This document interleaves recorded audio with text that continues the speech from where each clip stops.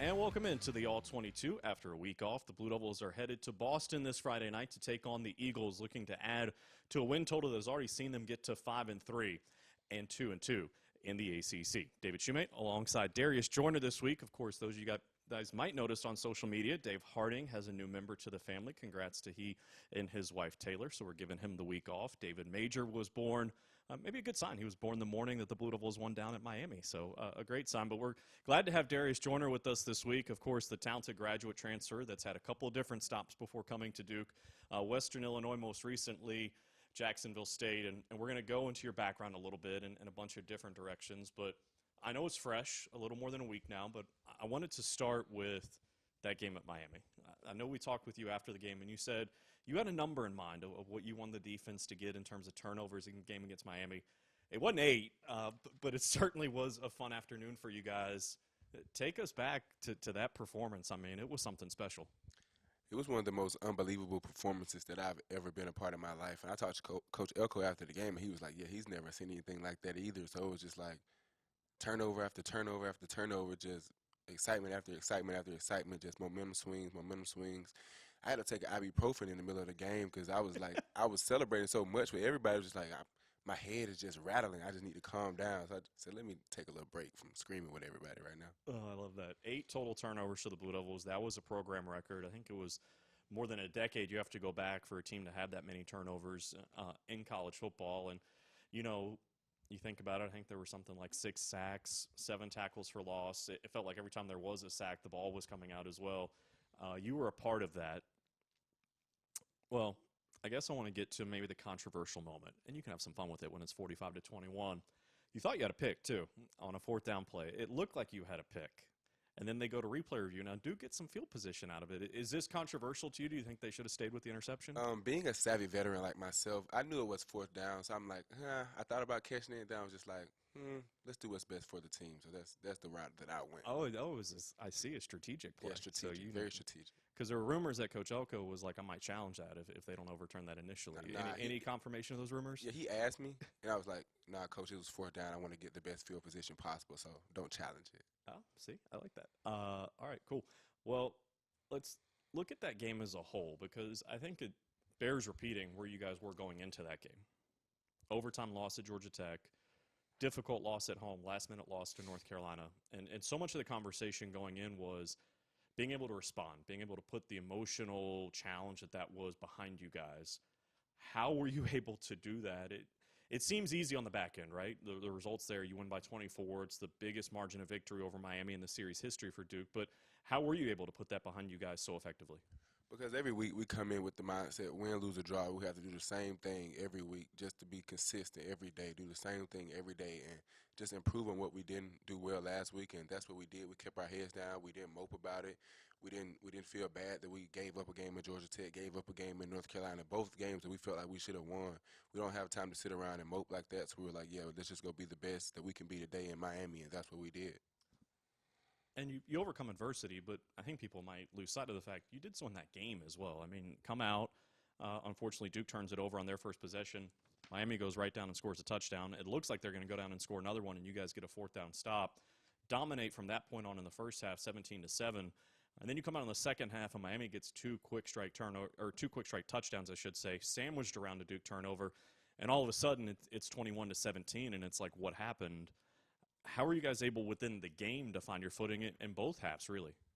I just feel like we don't have a panic in us. I just feel like whatever happens, we just take it on the chin and just keep moving forward, the good and the bad. I feel like when they got a turnover early in the game, I was just like, oh, hey, yeah, it's time to go. Like, I thought I was going to have to wait, a few more possessions, a few more seconds. But, hey, they got a turnover. They made a great play. Let's go out there and make a great play. So, like, a lot of times where we get in, like sudden change situations, I just try to tell the defense, like, okay, we might get a shot here. Just be poised. Like, let's just make a play. They made a play. Let us make a play, and that's what we do. Making plays. Let's talk about the guys in the secondary. So Stinson has a couple of picks. Johnson has a monster day, including a pick 6. Chandler Rivers has to come out and contribute because of injuries and things that you guys have been dealing with. But it feels like, I don't want to speak for you, it feels like maybe that was the secondary's best overall day. How did you see it? Yeah, I think overall it was our best day as a whole. We talked about it. We watched a lot of film together last week, and like I said before the game, I told them just the safeties. I said we need at least 2 turnovers ourselves, and I think we got 5 in the back end, just the safeties in our room itself. So it was just like that was great to see. You guys also had a chance to see a bunch of your different celebrations out there. I'm curious, was one better than the others? Who had the best celebration on the afternoon? I think BJ had the best celebration. We talked about it. We talked about that celebration beforehand, but I guess he just in the moment thought about it and just went and did it. Yeah, it's becoming somewhat of a signature, but we'll move on.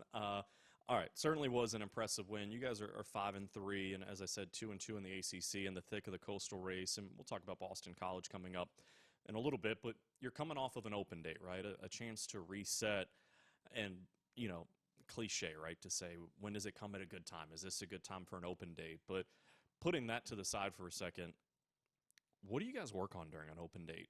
Is it mostly about just getting healthy, whether it be physically or mentally, from your perspective? Because you've been at this for a while now.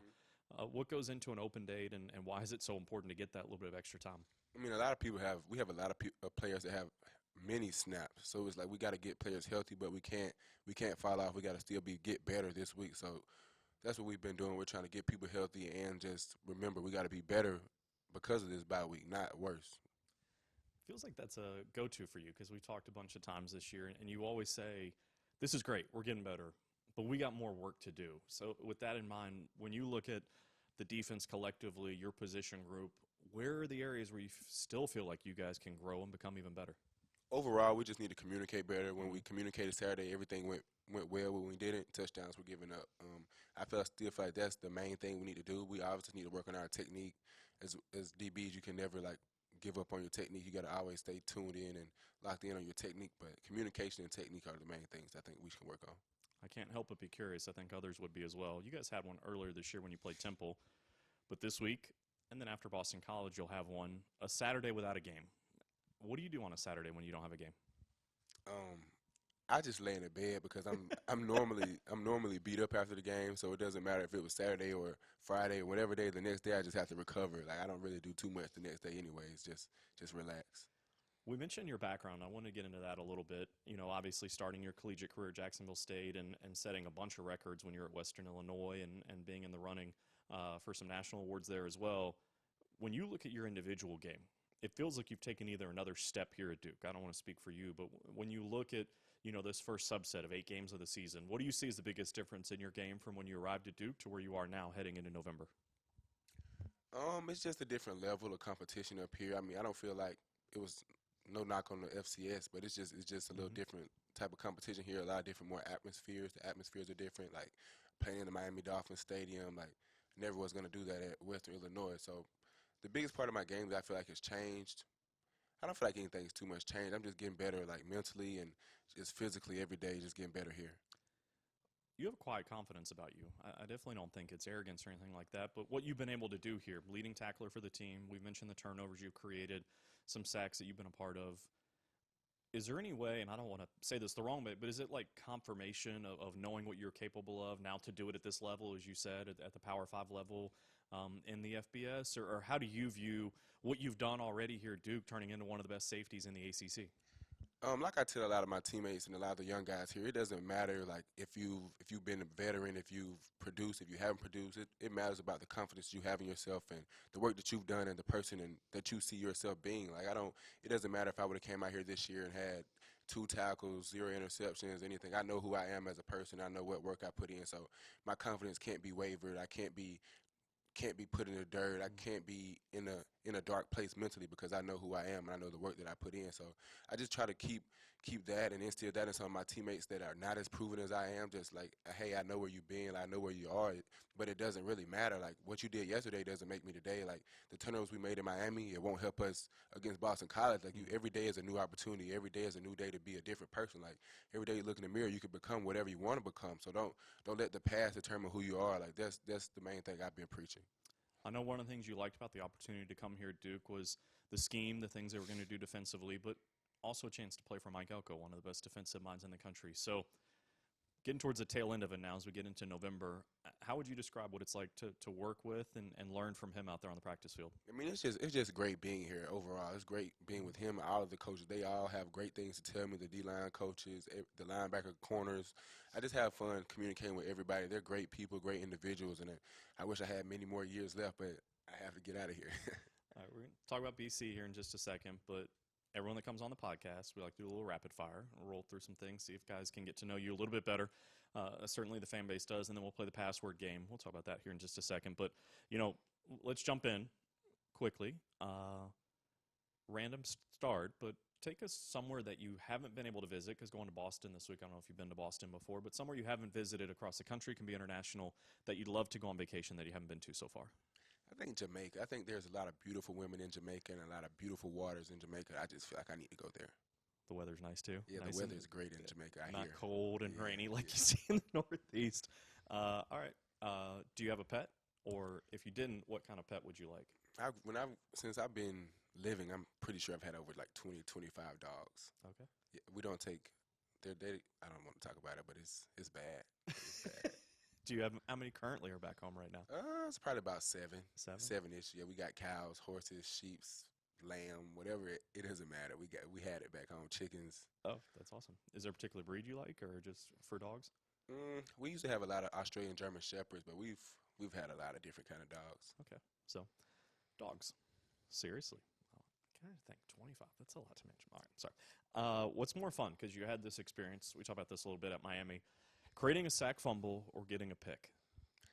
The sack fumble was my first in my career. That was my first ever sack fumble. So it was just like so much emotion just ran through me at that time. I was just like I would never even think about getting a sack fumble. I'm more thinking about getting an interception. So I think let's say sack fumble. Let's go that way. You came free through the line, and I noticed your hands were up.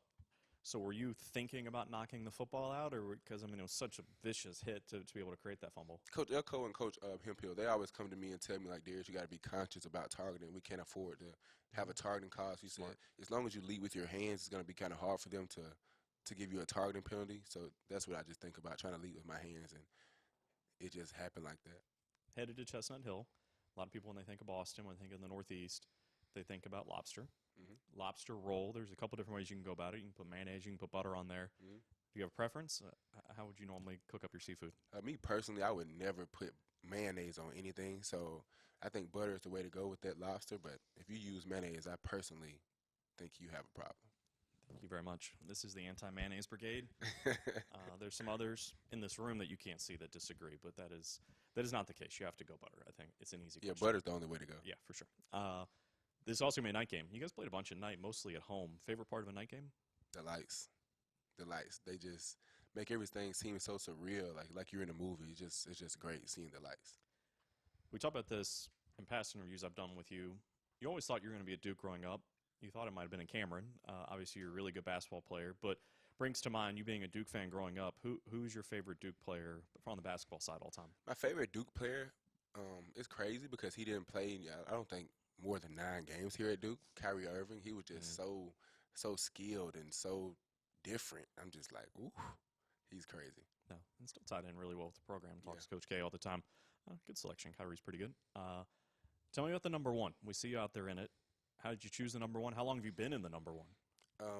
For my first ever football experience, I feel like I've had number 1 on, and it's been my number in football, basketball. I mean, that's just been my number. If it wasn't 24 for Kobe, it was number 1 for Darius. Like, that's just what it was, and I just love it. I feel like it fits me. Like that. Favorite Duke football memory so far? I know we're only 8 games in. I feel like my favorite Duke memory is just getting to know the guys, hanging out with the guys, and having fun, giggling with the guys, and just being in the moment with them. Like, you can't ever, take advantage of this opportunity to be around the guys, because no team is going to ever be the same. Like, you're not ever going to get all of us back together again, and it's just great to just have fun and see everybody. That's my greatest memory. You don't want to loop the guys into this because I see some talents around that locker room. We've seen Chance Lytle with his opera singing and everything. What about you? You got a hidden talent for us that the guys haven't seen so far? I feel like I'm a very multi-talented guy. I grew up in the choir, so I feel like I can sing. I don't feel like I'm on Chance's level. I'm not an opera. I'm not an opera type of guy. I feel like I'm maybe a little comedian. Mm-hmm. Kevin Hart. something like that. What else do I have? I feel like Thought you might say on the basketball side of things because Riley and those guys have been talking a little bit, saying they want to see you on the basketball court. oh, that's not a hidden talent. Nah, That's like that's out there in the open. that's a real thing. Like that's not hidden. But yeah, I think I can sing a little bit. I think I can a little funny every now and then, but that's about it. Nice. One more thing. Who's had the biggest influence in your life? My mom and my dad, they just instilled in me a lot of hard work, a lot of grind, and showing me that every day you got to get up and go work for what you want. You can't just expect anybody to give anything to you. And my mom, she didn't let me play football and when I was in kindergarten like everybody else because I didn't do my homework. So that just instilled in me, like, she was like, Darius, I'm not going to let you play football if you don't do your homework. So now everybody's like, Darius, why do you do this? Why do you do that? Because, like, that's how I knew growing up. If I didn't do my homework, if I didn't make A's, I couldn't go to practice or I couldn't play the whole year. So that just instilled in me a lot of good traits that I try to keep to this day.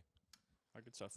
Before we let you go, I'm going to try my hand. Normally, Harding would give the clues here, but I'm going to try my hand at giving the clues in the password game we talked about beforehand. At this point, those who listen and watch kind of know the rules. You're going to pick a category 1 through 4, and then we'll have the category. I'll give you hints. All the answers are 1 or 2 words. I can only give you 1-word hints, trying to get the best out of 10. Our 4 categories, reminder, food, Duke football, famous athletes, and college football mascots. So give me a number 1 through 4. I think I might know what the number is, but we'll see, to get your category. I think you think I'm going to go with 1, but I'm going with 3. Okay. No, I was for sure thought you were going with 1. All right, we'll go with 3. All right, the category is, this is good. This is Duke football. Everything centered around Duke football. So we're going to have about 2 minutes. So put on the clock. I'm going to give you hints. Everything on here is related to Duke football. So kind of think about it in that context. All right, ready?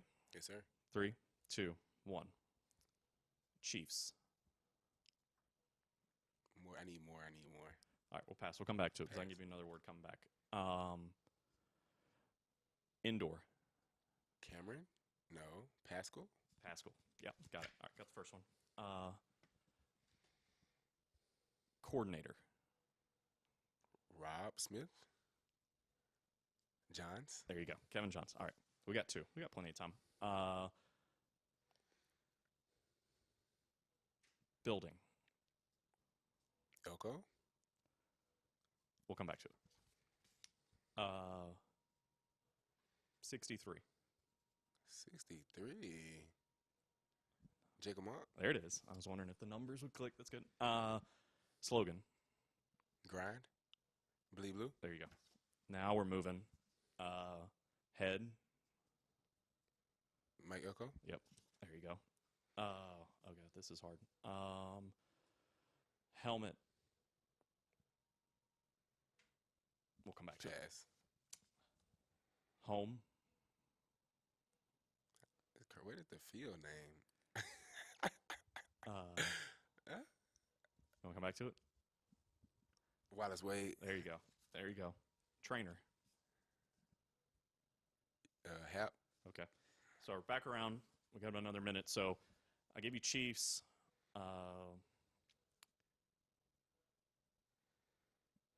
Can't say both words. Chiefs, tight.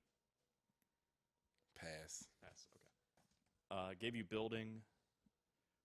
The other one would be football. Yo. There you go. Last time I gave you helmet. Decal. Duke. D. Devil. What was the other one? D. It was not that one. Blue. I don't know what I said. All right, we'll come back to it. Chiefs, I give you in. Tight end. Chiefs tight end. Chiefs tight end. I won't know it. Okay. I won't know it. Logo Kelsey? decal. He didn't go here. No. Oh. Decal logo. Helmet decal. You wore it against Carolina. The Devil. The Hellraiser. Okay, Hellraiser. you're going with the Devil. Okay, Yeah. cool. I was going Hellraiser, and then you won't get Noah Gray as the tight end for the Chiefs. I would not. I'm not. 9 out of 10 solid, though. Yeah. Not bad. We had 2 people get it perfect. You got 9 out of 10, so you're right there. I think it was Jordan and Jamie on that got all 10 so far. So Yeah. did that hurt a little bit knowing those they 2 got guys? me. They got me. All right. Pretty good, though. 9 out of 10. All right. Before we wrap it up, quick look ahead. Got Boston College coming up on Friday. When you think about November, you always want to have something to play for when you go into the month of November. You guys certainly do when you look at the Coastal race. But in terms of the mentality you're going to need these last 4 games, 2 on the road, 2 at home, what's the approach as you guys get down into crunch time here in the regular season? Like you said, it's always great to be able to play meaningful football in November, and the approach is the same thing that we've always done. Just go in there and have to bring our own energy, no matter home or away, and just be consistent and talk and communicate and just be Duke football, and that's what we're trying to be. And I'll let you go on this. In being Duke football, it feels like on both sides of the ball, you guys, particularly in the last month or so, but maybe the entire season, have been dictating the terms of the game with your physicality, with the way you take the football away, on offense, with the way you run the ball. It feels like we're deep enough into it, you can say that's the identity, that you guys are no longer kind of reacting what other teams are doing. You're dictating the terms of the game. Is that fair? Yes, sir. It's very fair. Coach always tells us to like rate. Don't let them set the level that we're going to go to. Set a level and see if they can reach it. Like, let's not see if we can reach their level. Let's see if they can reach our level. And that's what we try to play like. Looking forward to seeing it on Friday night, 7 o'clock kick up in Boston. Darius, thanks for coming on. Thank you for having me. And we'll talk to you guys next week.